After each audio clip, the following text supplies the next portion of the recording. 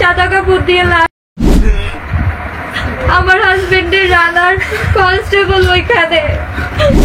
আমি আমার হাজবেন্ডকে জড়িয়ে ধরছিলাম লাস্টবারের মতো, দেখলাম আর সারা জীবনের আফসোস থেকে যাবে আমার হাজবেন্ডকে নিয়ে, যাকে আমি জীবনে প্রথমবার ভালোবেসেছিলাম। মা হারাইছে তার সন্তান, আমার ভাই বউ হারিয়েছে তার স্বামী। আমি যে কি হারিয়েছি আপনাদের কারোর কাছে বলতে পারবো না। আজ পর্যন্ত আমরা তার কোনো একটা জোরে কথা শুনি নেই, এমনকি যে আমাকে মনে কষ্ট দিয়ে কোনো কথা কবে আমরাও তারে কোনোদিন কোনো মনে কষ্ট দিইনি। এইবার বেরিয়ে আসলো এসপি পলাশের মৃত্যুর আসল কারণ। ইতিমধ্যে পলাশের ভাই পলাশের মৃত্যু নিয়ে কেঁদে কেঁদে যেই তথ্যগুলো দিয়েছে সেগুলো শুনলে আপনি কেঁদে ফেলবেন। তাছাড়াও অন্যদিকে পলাশের বড় বোন কি বলল, এসপি পলাশকে কি আসলেই তার মা মেরেছে নাকি তার বউ মেরেছে, এই ঘটনার পেছনে আসলে আসল রহস্য কি, এত বড় একজন এসপি কে কিভাবে মারলো, তাছাড়াও ছেলেকে মারার অপরাধে নাকি পলাশের মাকে ইতিমধ্যে জেলে নিয়ে গেছে, মা হয়ে নিজের ছেলেকে কিভাবে দুনিয়া থেকে বিদায় করলো, সবকিছু এই ভিডিওতে আপনারা জানতে পারবেন। তাই সবাইকে অনুরোধ করতেছি ভিডিওতে লাইক দিয়ে শেষ পর্যন্ত দেখতে থাকুন। তো চলুন বেশি বাড়তি কথা না বলে ভিডিওতে চলে যাই। ওর গা কত যে শক্ত ছিল, ঠান্ডা ঠান্ডা, ওর হাত পা শক্ত, ও যে কত সুন্দর ছিল, ও যে কত সুন্দর ছিল। আমার হাজবেন্ডের মতো সুন্দর ছেলে আমি দেখি নাই আমার লাইফে।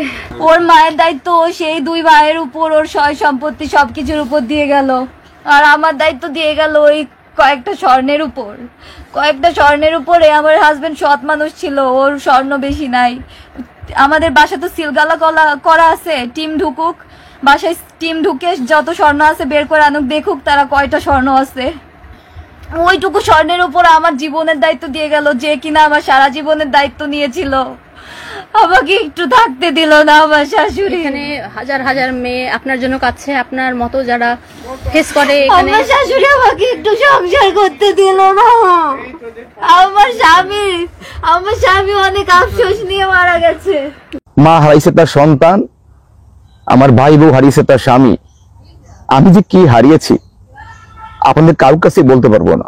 পলাশ তো চলে গেছে, পলাশের বউ কিন্তু আমার ঘরের এখনো কিন্তু স্বাভাবিক নিয়ে ধর্মীয় মতে, কিন্তু সেও কিন্তু আমাদের ভাই বউ এখনো। আমার কার প্রতি কোনো অভিযোগ নাই। প্রিয় দেশবাসী, আজ আমি ভারাক্রান্ত হৃদয় নিয়ে জনসম্মুখে হাজির হচ্ছি। সেই পজিশনে আমি নেই যে আপনাদের কাছে সবকিছু বুঝিয়ে বলবো। বাবা যখন মারা যায় 2003 সালে, তখন আমি অনার্স ফাইনাল দিয়ে বাড়িতে আসছি। একটা ট্রেনিং কমপ্লেক্সে কম্পিউটার প্রশিক্ষণ নিচ্ছিলাম। ঠিক 18 দিনের মাথায় সেখান থেকে বাড়ি থেকে লোক এসে বললো বাড়ি যেতে হবে। তখন আমি বুঝে ফেলছিলাম রাত 12টার দিকে যদি বাড়ি যেতে হবে নিশ্চয়ই কিছু খারাপ কিছু। ওরা আমাকে বলেনি। সেখানে গিয়ে দেখলাম বাবা স্ট্রোক, মৃত্যু সজ্জায়।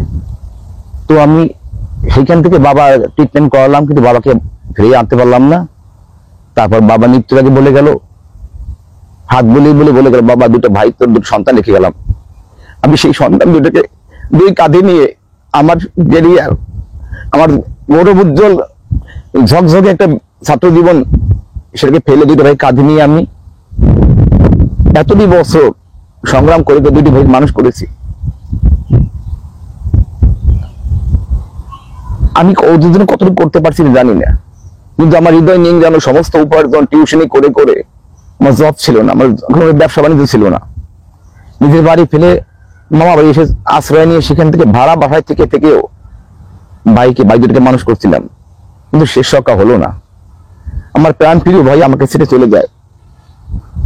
সবাই দুঃখ বেদনা, সারা বাংলাদেশের মানুষ দেশের গন্ডি পেরিয়ে বাইরেও গেছে, হয়তো সবাই কান্না করতেছে, কি রত্ন হারাইলো। মা হারাইছে তার সন্তান, আমার ভাই বউ হারিয়েছে তার স্বামী। আমি যে কি হারিয়েছি আপনাদের কারোর কাছে বলতে পারবো না।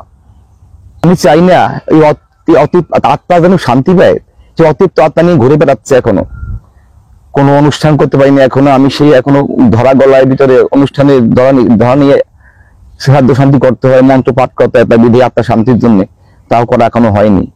অথচ প্রতি মুহূর্তে সাংবাদিকেরা এসে বিভিন্ন প্রিন্ট মিডিয়া থেকে শুরু করে অনলাইন পত্রিকা, ফেসবুক, এটা সেটা কত মাধ্যম থেকে এসে আমাদের জীবনকে অতিষ্ঠ করে দিয়েছে। নানান কুরুত্বপূর্ণ কথা, কটূক্তি, মন্তব্য করে করে আমাদের জীবনকে শেষ করে দিয়েছে। আমরা শোকের মাতম কাটিয়ে উঠতে পারিনি। আমাদের খাওয়া লাওয়া সব বন্ধ, ঘুম, আশ্রয় বিস্তার, অস্থির উত্তেজনায় সন্ত্রস্ত। তার মধ্যেও একটু বেঁচে থাকার জন্য আমার দুটো সন্তান, আমার মাও তোমার সন্তান হয়ে গেছে এখন। পৃথিবীতে মায়ের চেয়ে বড় ধন আর পৃথিবীতে নেই। মা পাগল হলেও তাকে বেঁধে খাওয়াতে হয়। আমি তো বড়, আমি কি করব? এখন আমার দুটো সন্তান, মা, আমার স্ত্রী, আমার ভাই, ভাইয়ের বউ। পলাশ তো চলে গেছে, পলাশের বউ কিন্তু আমার ঘরের এখনো কিন্তু স্বাভাবিক নেই ধর্মীয় মতে, কিন্তু সেও কিন্তু আমাদের ভাইয়ের বউ এখনো। আমার কার প্রতি কোনো অভিযোগ নাই। বিধির বিধান ছিল এভাবে চলে যাবে, মারাত্মক করুণ ভুল দিয়ে ওকে পৃথিবী থেকে নিয়ে যাবে ভগবান, সেইটাই করেছে। দোষারোপ করে আর কি লাভ হবে?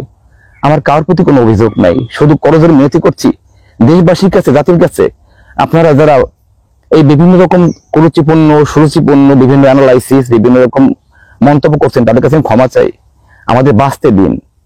আমরা কি হারিয়েছি আপনারা হয়তো অনুভব করেন, কিন্তু এভাবে না করে সান্ত্বনা দিয়ে যাতে দুটো পরিবার ভালোভাবে থাকতে পারে, মেয়েটাও যেন সদ্গতি হয়, আমার ভাই যেন আত্মার শান্তি পায়, আর আমাদের বেঁচে আছি পৃথিবীতে আমার ভাই ভাই দ্বারা মাকে নিয়ে বাঁচতে পারি, তার ব্যবস্থা আপনারা করবেন। এই নম্র, ভদ্র, বিনয়ী, একদম কোনোদিনও কারো মনে কষ্ট দেয় নাই, কারো মনে সে কোনো কষ্ট দেয় নাই। আমার ভাই এত বড় হইছে, আজ পর্যন্ত আমরা তার কোনো একটা জোরে কথা শুনি নেই। এমন কি যে আমাকে মনে কষ্ট দিয়ে কোনো কথা কবে, আমরাও তারে কোনোদিন কোনো মনে কষ্ট দিইনি, আর সেও আমাকে মনে কোনোদিন কষ্ট দেয় নাই। সে সব সময় চাইছে সবাই ভালো থাকুক, সবাই সে ভালোবাসছে।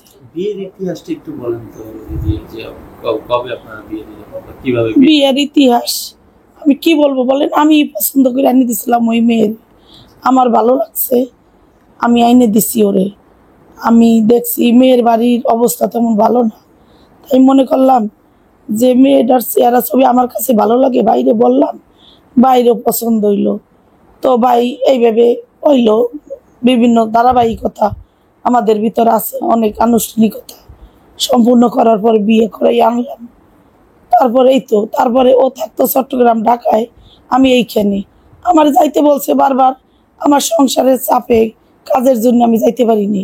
জানতো সবাই সংসারেই থাকতে পারে, আমার সংসারেও ছিল, আমার শাশুড়ি ছিল আমার সাথে, মাঝে মধ্যে টুকটাক গ্যাঞ্জাম গন্ডগোল হয়েছে, আবার মিশে গেছি। এরকম তো সব সংসারই থাকতেই পারে। এখন কি দিয়ে কি হয়েছে আমি কিছুই বলতে পারি না। আচ্ছা, আপনার মা কি আপনার ভাইয়ের সাথে থাকতো?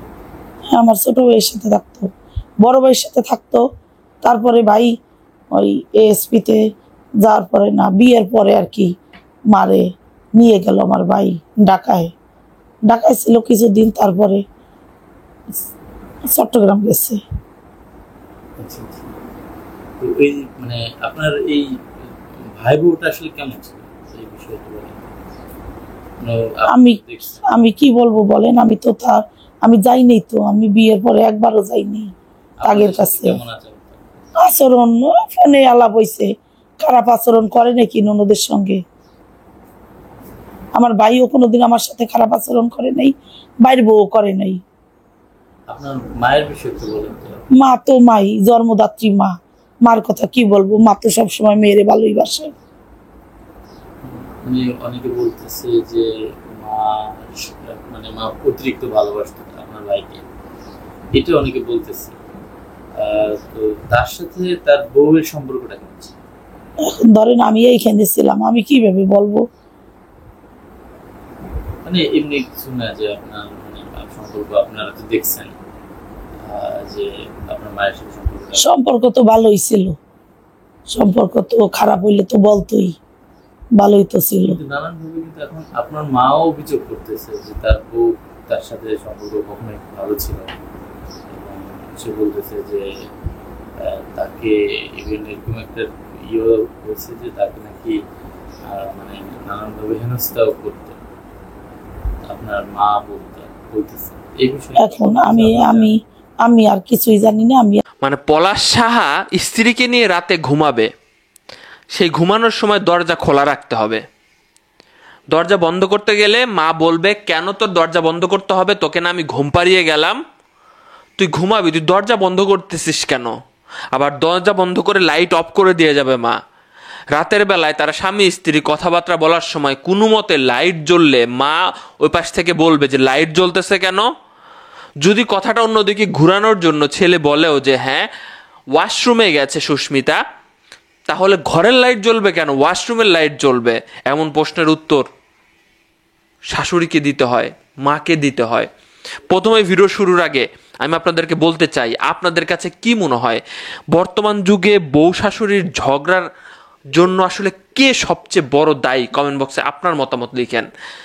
যে কয়েকটা ঘটনা উঠে এসেছে, সবচেয়ে চাঞ্চল্যকর বিষয় হচ্ছে পলাশের মা দীর্ঘ 11 বছর তার বড় ভাইয়ের সাথে ছিল। পলাশ যখন চাকরি পায়, 4 বছর চাকরি হয়েছে, পলাশ চাকরি পাওয়ার পরে বিয়ে শাদী করতে 2-2.5 বছর হয়েছে, এরপরে মাকে কিন্তু কাছে নিয়ে যায়। এর আগে পলাশের বড় ভাইয়ের কাছে, বড় ভাই তো বিয়ে করেছে, তারও তো বউ আছে, সেই বউটা দীর্ঘ 11 বছর তার এই মায়ের সাথে সংসার করেছে, তখন কোনো ঝামেলা হয় নাই। এখন কেন ঝামেলা হয়েছে? আমরা যতটুকু আশেপাশ থেকে শুনেছি যে সে দীর্ঘ 11 বছর সেইখানে সংসার করার সময় মায়ের কোনো কিছুতে সমস্যা হইলে ছেলের এক ধরনের সাপোর্ট থাকতো, বড় ছেলের এক ধরনের সাপোর্ট থাকতো স্ত্রীর দিকে, কিন্তু পলাশের এই ব্যাপারটা ছিল না। পলাশ এখানে জাস্ট পুরো একটা ঘটনাতে একটা কথা বারবার উঠে আসতেছে, জাস্ট ভাবতেছিল যে মা আর কতদিন থাকবে, করুক না এমন, কতদিন আর থাকবে, এরপরে আমি তুমি একসাথে সংসার করব, আনন্দে সুখে থাকবো। কিন্তু আসলে চলে গেল কে? আমাদের সাম্প্রতিক সময় যে ইস্যুটা উঠে এসেছে খুব ভালোভাবে ব্যাখ্যা করা যায়। আসলে মায়েদের মনে কি অনুভূতি ফিল হয়। এখন যারা এই বয়সে আছেন, আপনার মায়েদের কথা চিন্তা করবেন এবং এই যুগের যে পরিবর্তন সেটা চিন্তা করবেন, এখনকার মেয়েদের কথা চিন্তা করবেন এবং আপনাদের মায়ের যুগের মেয়েদের কথা চিন্তা করবেন। এখানে প্রথমত মায়ের মনে হয় যে আমার ছেলে বুঝি অন্যের হয়ে গেল, আমার ছেলে বুঝি অন্যের হয়ে গেল। ছেলের যেহেতু স্ত্রীর দিকে বিয়ে করেছে, নতুন নতুন মনোভাব থাকবে, স্ত্রীর দিকে বেশি সময় দিবে। মায়ের মনে এক ধরনের আশঙ্কা ফিল হয় যে ছেলে আমার পাল্টে গেছে, আমাকে আর আগের মতো সময় দিবে না। মায়ের মনে ফিল হয় যে বৌমা বুঝি তার জায়গা দখল করে নিল, সংসারে প্রথমে তার যত আধিপত্য ছিল এখন আর সে করতে পারবে না, তার জায়গা আস্তে আস্তে তার বৌমা দখল করে নিবে। এরপরে বর্তমান যুগের বৌমাদের যে আধুনিকতা, শিক্ষা গ্রহণ করার ব্যাপারে, বাক স্বাধীনতার ব্যাপার, এই আধুনিকতার সাথেও কিন্তু তাদের মিল হয় না।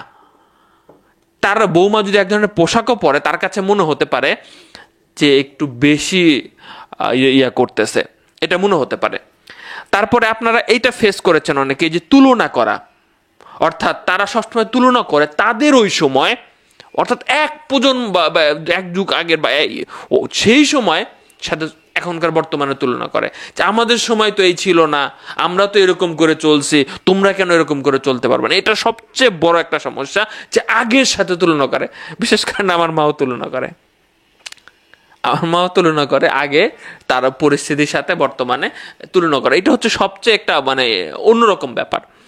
তারপরে হচ্ছে সংসার হাতছাড়া হয়ে যাওয়া, সংসারের সকল দায়ভার এখন তার স্ত্রী নিয়ে নিবে, এবং আশেপাশের মানুষের যে কান পড়া আছে, ননদ বলেন বা ইয়া বলেন, অনেক সময় কান পড়া দেয়।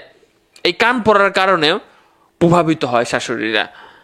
তারপরে হয়েছে বয়সের ব্যবধান, বয়সের ব্যবধানের কারণে চিন্তা ধারা সকল কিছুর একটা কিন্তু বড় ধরনের গ্যাপ রয়েছে। সো এইটা তাদের অনেক সময় ভালো লাগে না।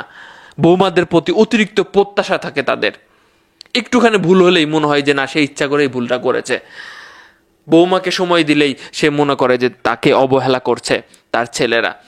এরকম ধরনের মনোভাব আসলে বিশ্লেষণ করে পাওয়া যায় যে এরকম ধরনের মনোভাব সমাজে শাশুড়িদের মধ্যে তৈরি হয়ে গেছে। বউ শাশুড়ির মধ্যে বর্তমানে ঝামেলাটা এই জন্য সবচেয়ে বেশি হয়, নাকি আমি কোনো ভুল টুল বললাম?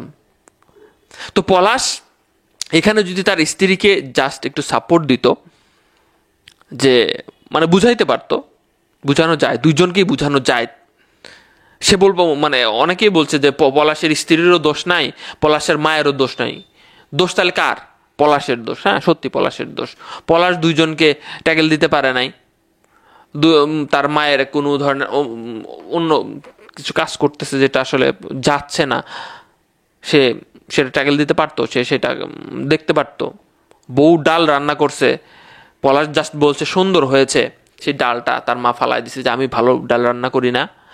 ওই যে বললাম প্রতিদ্বন্দ্বিতা, গ্লাস নিয়ে আসছে দুইজন একসাথে পানি খাওয়ানোর জন্য, বউ নিয়ে আসছে, স্ত্রীও নিয়ে আসছে, মানে সে মাও নিয়ে আসছে, যে দেখি তো কারটা নেয়, আমার ছেলে আগের মতো আছে কিনা, মায়েরটা নেয় নাকি, মায়ের গুরুত্ব আছে কিনা। এখন কি করবেন? এখন পলাশের মা কি করবেন? দেখবেন যে যেখানে খুশি সেখানে রাখেন, তার এখন ঠিকঠাক হয়ে গেছে। একটা ধাক্কা খাইছে না, এখন তার যেখানে খুশি সেখানে রাখবেন, কোনো কথাবার্তা হবে না, কোনো কথাবার্তা বলবে না। ঘুরতে যাবেন, মাকে নিয়ে যাবেন, হানিমুনেও নাকি যে মাকে নিয়ে যাবেন এমন কথা উঠে এসেছে। তো এই যে ঘটনাটা পলাশ যদি ওখানে না লিখে যাইতো যে আমার জন্য কেউ দায়ী না, তাহলে নিশ্চিত বউই বেশিরভাগ ক্ষেত্রে গ্রেপ্তার হইতে পারতো এতদিনে। এবং পলাশের স্ত্রী বলতেছে যে গহনা বলতে কতটুকু গহনা ছিল। আর এখানে অনেক কথা উঠে এসেছে যে আসলে সুস্মিতার ফ্যামিলি গরিব বলা হচ্ছে। এখানে কিছু ব্যাপার, কিছু জায়গার কথাবার্তা শুনে মনে হয় যে পলাশের ফ্যামিলি অতটা বড় না, তারপরে 2-4 বছর চাকরিতে এত কিছু করাও সম্ভব না। পলাশের মা বলে যে তার বৌমা নাকি কাজের বুয়ারও যোগ্যতা রাখে না। কি অবস্থা, কোন পর্যায়ে চলে গেছে দেখেন। তো আমরা এই বিষয়ে, এটাই শেষ ভিডিও। আমরা চাই না এমন ঘটনা সমাজে ঘটুক। বন্ধুরা, এতক্ষণ থেকে পুরো ভিডিওটি ধৈর্য সহকারে দেখার জন্য আপনাদেরকে অসংখ্য ধন্যবাদ। পুরো ভিডিওতে দেখতেই পেলেন এসপি পলাশের বড় ভাই কেঁদে কেঁদে কি তত্ত্বগুলো ফাঁস করলো, কত কষ্ট করে পলাশকে বড় করেছে। সুখের সময় যে তাদের এইরকম একটা কালো ছায়া নেমে আসবে এইটা কখনোই কল্পনা ছিল না। তবে এসপি পলাশ এতটাই সৎ ছিল যে মৃত্যুর আগে কি কারণে মারা গিয়েছে সেইটাও তুলে ধরেনি। হতে পারে তার মায়ের কারণেই নাকি পলাশ দুনিয়া থেকে বিদায় নিয়েছে। বউয়ের সাথে ঠিকমতো সময় কাটাতে দিত না তার মা, যার ফলেই শেষ সিদ্ধান্ত নিয়েছে আমি চলে গেলেই হয়তো সবাই খুশি হবে, তার জন্য নিজেই নিজেকে শেষ করে দিল। তবে সত্যি এইটা ভাবলেই যেন অবাক লাগে, একজন এসপি হয়ে এই কাজটা করতে পারে। তবে বন্ধুরা, আর যাই হোক, মৃত্যু কখনো মানুষের আসল সমাধান হতে পারে না। তো যাই হোক, পুরো ঘটনা দেখে আপনাদের মূল্যবান মতামত আপনারা অবশ্যই কমেন্ট করে জানাবেন। আর সবাইকে অনুরোধ করতেছি ভিডিওটি এত পরিমাণে শেয়ার করবেন যেন বাংলাদেশের সব জেলায় পৌঁছে যায়, আর এইরকম কাজকর্ম থেকে সবাই বিরত থাকে। আল্লাহ হাফেজ।